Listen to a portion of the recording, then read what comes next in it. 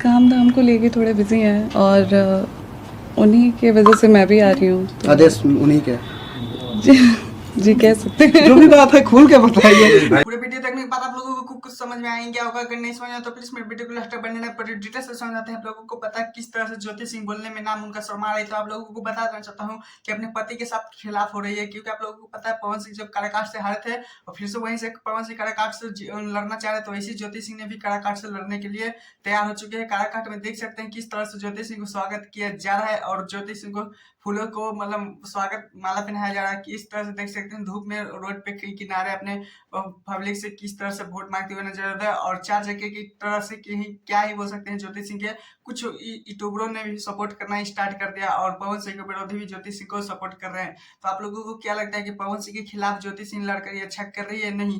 Please comment जरूर बताइएगा। और एक आप लोगों को बता देना चाहता हूँ कि पवन सिंह का एक फोटो तेजी से वायरल है सोशल मीडिया पे, उसका भी आप लोगों को कारण पता ही होगा। देख सकते हैं किस तरह से पवन सिंह बैठे हुए हैं, यहाँ पे पीछे किसी तरह से LIC लिखा हुआ है। ये LIC का नहीं भाई, इसका एक प्रमोशन कर रहे हैं पवन सिंह। और बता देना चाहता हूँ कि प्रमोशन करने वाले हैं पवन सिंह और तेजी से ये वायरल हो रहा है फोटो। आप लोगों को बता देना चाहता हूँ कि 5 तारीख यानी छठ पूजा से पहले इनका बहुत बड़ा ही ऐड आने वाला है LIC वाला, जिसमें आप लोग देखने के लिए बहुत ज्यादा ही मोटिवेट मिलने वाला है। तो प्लीज मेरे कमेंट में जरूर लिखिएगा कि पवन सिंह और ज्योति सिंह के बारे में आप लोगों का क्या राय है। टाटा बाय बाय, आज के लिए इतना ही। मेरे चैनल तो सब्सक्राइब वीडियो को लाइक करें ऐसे वीडियो पाने के लिए।